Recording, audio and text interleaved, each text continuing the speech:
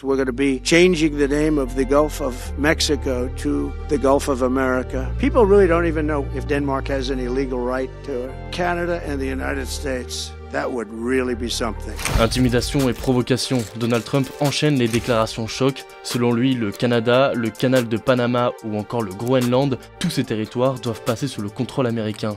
Mais à quoi joue Donald Trump ?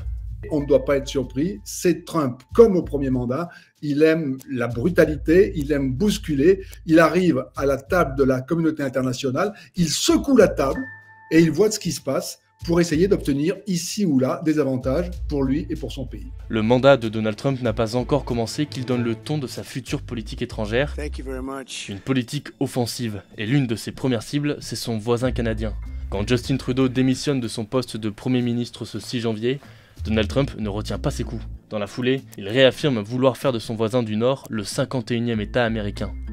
Si le Canada fusionnait avec les États-Unis, il n'y aurait pas de droits de douane, les impôts baisseraient considérablement et le Canada serait totalement sûr face à la menace des navires russes et chinois qui l'entourent constamment. Le lendemain, une nouvelle provocation de l'Américain, cette fois-ci à destination de son voisin du Sud. We're going to be changing the name of the Gulf of Mexico to the Gulf of America. What a beautiful name. En novembre dernier, Donald Trump promettait une taxe douanière de 25% sur les produits importés du Mexique et du Canada, une véritable onde de choc pour les deux pays puisque les États-Unis sont leur premier partenaire commercial. On brutalise le partenaire avec lequel on va négocier et dans certains cas, ça marche. Vis-à-vis de la communauté internationale, il dit « je suis là, je suis de retour », mais pour son électorat, pour sa base, il donne des signaux, il joue sur la fibre anti-immigration de la base de ses électeurs. Mais les ambitions de Donald Trump ne s'arrêtent pas là. Le président américain s'imagine présider l'ensemble de l'Amérique du Nord en voulant prendre possession du Groenland.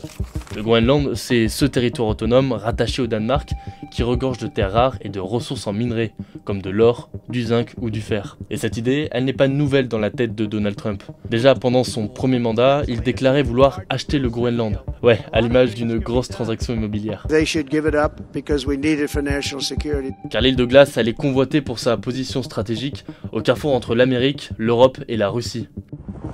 Ce 7 janvier, à bord d'un Boeing privé de Trump, le fils du président américain s'est même rendu sur place à titre touristique selon lui.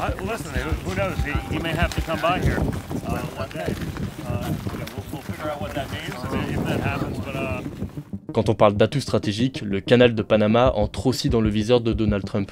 It was given to Panama and to the people of Panama, but it has provisions. If the principles, both moral and legal, of this magnanimous gesture of giving are not followed, then we will demand that the Panama Canal be returned to the United States of America. Ce couloir maritime qui relie l'océan Pacifique et l'océan Atlantique centralise 5% du trafic maritime mondial. Il est construit par les Américains en 1914, puis rendu au Panama en 1999. Aujourd'hui, le canal attise la convoitise de Donald Trump, tout comme le Groenland, et pour ça, le président américain laisse planer l'usage de la force.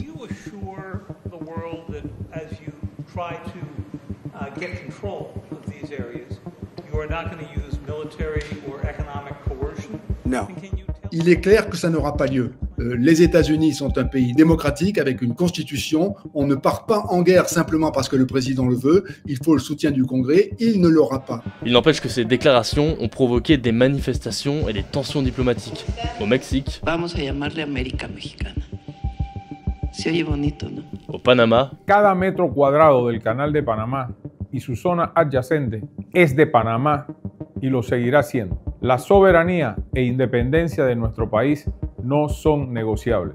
C'est purement de la provocation. Il allume des leurres, il allume des lumières, tout le monde se précipite, tout le monde regarde la lumière. Et si Donald Trump s'agite autant, c'est qu'il semble aussi vouloir éviter certains sujets.